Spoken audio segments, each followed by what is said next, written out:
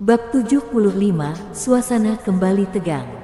Begitu selesai berbicara, Emma langsung menyesal. Bahu dan punggung Andreas yang lebar, ditambah postur pasifnya, membuat jarak di antara mereka terasa semakin dekat. Aura maskulin yang kuat menerpa wajah Emma. Tanpa sadar, tubuh mereka hampir bersentuhan. Andreas juga merasa tersiksa. Saat Emma mendekat, wangi lembut seperti nefrite hangat menyelimuti dirinya. Sentuhan ringan yang sulit dijelaskan menyentuh tubuhnya, dan nafas hangat Emma di dekatnya membuatnya semakin terganggu. Rambut Emma yang sesekali jatuh di bahunya seakan menjadi semut yang merayap, membuatnya sulit untuk tetap tenang. Semua itu berakhir dengan penderitaan yang terasa panjang. Andreas tetap berusaha menjaga ketenangan. Ketika Emma akhirnya menjauh, hawa panas yang menekannya perlahan mereda. Dia menarik napas panjang dan hendak mengucapkan terima kasih. Namun, saat berbalik, dia mendapati pipi Emma memerah dan keringat mulai membasahi dahinya. Penampilan Emma yang penuh kelelahan itu jauh dari kesan Dewi Gunung Es yang ada di pikirannya. Sebaliknya, Emma tampak begitu menggemaskan, begitu mempesona. Andreas terpaku sesaat, tetapi tatapan itu justru membuat Emma kembali dingin. Apa yang kamu lihat? Kalau kamu berani melihat lagi, aku akan mencungkil bola matamu, katanya dengan nada tajam. Andreas tersenyum tipis, lalu dengan santai membuka kancing lengan bajunya. Sebenarnya, kamu terlihat sangat feminin ketika kamu tidak sedang keras kepala. Apakah itu penting? Emma langsung defensif. Aku tidak peduli apakah aku terlihat feminin atau tidak. Andreas, dengarkan baik-baik. Berhenti menghakimiku mulai sekarang. Ucapan Emma membuat suasana yang baru saja mereda kembali menjadi tegang. Andreas tersenyum pahit. Dia tidak tahu apa yang telah dilalui Emma, tetapi jelas Emma menaruh dinding tinggi terhadap siapapun, seperti landak yang melindungi dirinya. Namun, setelah melihat sikap dingin keluarga Golding, Andreas sedikit memahami situasi Emma. Tumbuh di keluarga seperti itu, jika Emma tidak memiliki karakter yang kuat, mungkin dia sudah lama jatuh. Dia bahkan pernah dikhianati oleh pamannya sendiri. Memikirkan hal itu, Andreas akhirnya bersuara, meski ragu, sebenarnya kamu tidak perlu selalu seperti ini. Kamu mau mengasihaniku? Potong Emma dengan nada sinis. Bukan itu maksudku. Andreas mencoba menjelaskan. Kalau begitu, jangan sok peduli. Aku tidak butuh simpati atau nada bicaramu yang sok bijak itu, balas Emma dingin. Situasiku di keluarga Golding adalah urusanku sendiri. Itu tidak ada hubungannya denganmu. Kalau kamu punya waktu luang, lebih baik kamu khawatirkan dirimu sendiri. Andreas merasa tersinggung. Baiklah, aku tidak akan ikut campur lagi, katanya, menahan kesal. Emma mengabaikannya dan menjawab dengan tegas, aku memang berterima kasih atas bantuanmu hari ini, tapi aku tidak ingin kejadian seperti itu terulang lagi. Maksudmu apa? Tanya Andreas, bingung. Pertarungan tadi mungkin terlihat heroik di mata pria seperti kamu, tapi aku tidak suka perasaan takut seperti itu. Yang aku inginkan hanyalah stabilitas. Aku tidak suka melihat kekerasan seperti tadi. Andreas menunduk sejenak, lalu berkata pelan, kalau begitu, aku akan berusaha agar kamu tidak perlu melihatnya lagi. Emma mendengus. Ada, lain kali. Apakah kamu tidak mengerti? Aku tidak ingin ada yang seperti tadi terulang lagi. Andreas menatapnya tajam. Apa yang kamu ingin aku lakukan kalau Sander datang lagi? Mengantarmu keluar begitu saja. Jangan bicara seolah aku tidak punya pilihan, balas Emma dengan tegas. Aku adalah aku. Sekalipun Sander benar-benar datang, dia tidak akan bisa memaksaku jika aku tidak mau. Aku tidak butuh kalian berdua memperlakukan aku seperti barang yang bisa diperebutkan. Dan satu lagi, berhentilah berbicara seolah-olah semuanya sudah jelas. Walaupun aku membatalkan pernikahanku dengan Sander, itu tidak berarti aku tidak akan menikah denganmu, Andreas. Jika kamu memang ingin memperlakukanku seperti kekasih, cari jalan lain untuk menyelesaikan masalah ini, jangan hanya dengan cara kekerasan. Bahkan jika kamu berhasil kali ini, bagaimana dengan situasi yang akan datang? Kamu selalu bilang ingin aku menerimamu, Andreas, tapi apakah kamu pernah mempertimbangkan perasaanku? Berhenti membuat keputusan sepihak. Andreas mengangguk. Aku tahu, meskipun kamu tidak mengatakannya, kamu pasti tidak setuju dengan kelakuan bodohku di dalam hatimu. Pria yang kamu sukai harus bisa menyusun rencana, memenangkan pertarungan dari jauh, dan mengalahkan musuh tanpa harus berperang. Tapi maaf, aku tidak bisa seperti itu. Setidaknya saat ini aku tidak bisa. Tidak mungkin. Aku tidak punya apa-apa selain tinju ini. Kalau tinjuku tidak cukup kuat, aku tidak akan bertahan hingga sekarang. Selain itu, jangan menggunakan cara berpikirmu untuk menilai bagaimana aku harus bertindak. Aku hanyalah orang biasa. Kalau aku membuka mulut, Sander tidak akan langsung menurut. Kalau aku memberi isyarat dengan mataku, Sander tidak akan ketakutan dan takut kehilangan kendali. Kalau aku tidak bisa mengatasinya dengan tanganku sendiri, apa yang harus aku lakukan? Emma mengerutkan kening. Tapi kamu sudah menjadi tentara selama 5 tahun, apakah kamu tidak punya koneksi? Andreas mengangguk dengan tegas, ya, tapi itu bukan soal hubungan.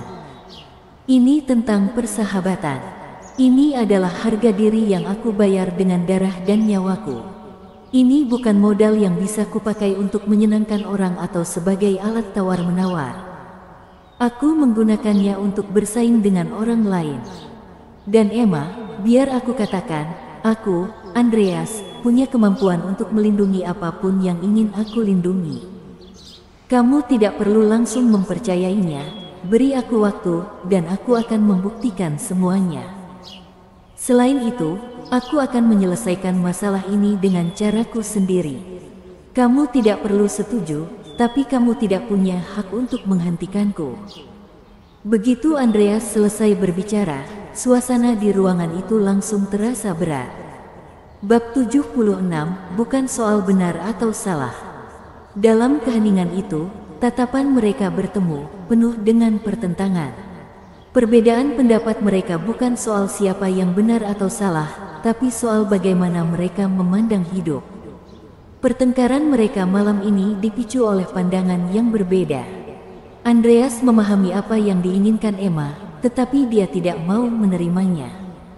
Di satu sisi, dia tidak setuju dengannya. Di sisi lain, rasa dominasi pria yang sudah tertanam dalam dirinya membuatnya enggan menganggap kata-kata Emma sebagai aturan mutlak. Kalau semua harus mengikuti kata wanita, lalu apa gunanya pria? Mungkin merasa suasana mulai memanas, Emma mencoba mengalihkan topik pembicaraan. Sudahlah, aku tidak mau berdebat denganmu. Bagaimana lenganmu? Perlu aku temani ke rumah sakit untuk diperiksa? Tanyanya dengan nada lembut. Andreas memandang Emma sejenak, menghela napas, lalu berkata dengan tenang, tidak apa-apa. Sambil berbicara, dia membuka kancing lengan kemejanya, memperlihatkan 2 pisau tajam yang sudah bengkok. Emma terkejut melihatnya. Jadi, kamu sudah bersiap? Tanyanya, menahan keterkejutannya. Andreas balas bertanya, tentu saja. Kamu pikir aku ini terbuat dari besi? Dalam situasi seperti ini, apa yang akan kamu lakukan kalau aku benar-benar tumbang? Walaupun hatinya tersentuh, Emma menyembunyikan perasaannya.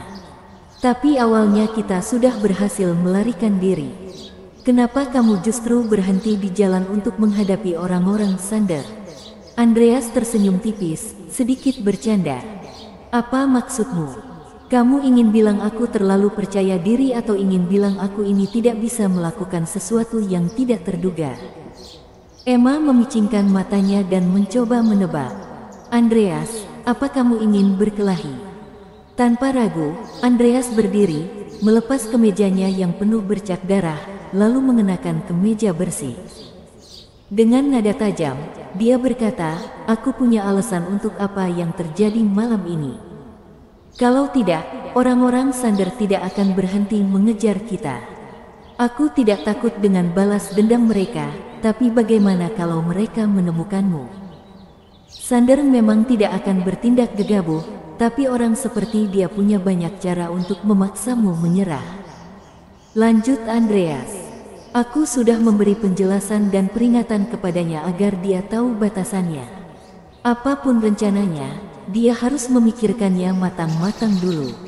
Begitu dia selesai berbicara, Andreas sudah mengancingkan kancing kemejanya satu persatu. Emma mengerutkan kening. "Maksudmu, Sander takut?" Andreas menatapnya dalam-dalam. "Aku bukan takut, tapi berhati-hati. Kalau Dai ceroboh, mana mungkin dia bisa mencapai posisinya sekarang. Dia pasti sudah mempertimbangkan segala risiko sebelum mengambil tindakan. Aku yakin dia telah melakukan penyelidikan mendalam sebelum bertindak. Oleh karena itu, dia tidak akan sembrono memprovokasi saya." Nada bicara Andreas membuat Emma penasaran. Rasanya seperti pintu menuju dunia lain perlahan terbuka di hadapannya. "Aku tidak paham. Kenapa dia harus begitu hati-hati?" Sebelum Andreas sempat menjawab, Emma menambahkan, "Jangan salah paham, aku tidak bermaksud meremehkanmu." Andreas melambaikan tangannya. "Aku tidak sehebat yang kamu kira.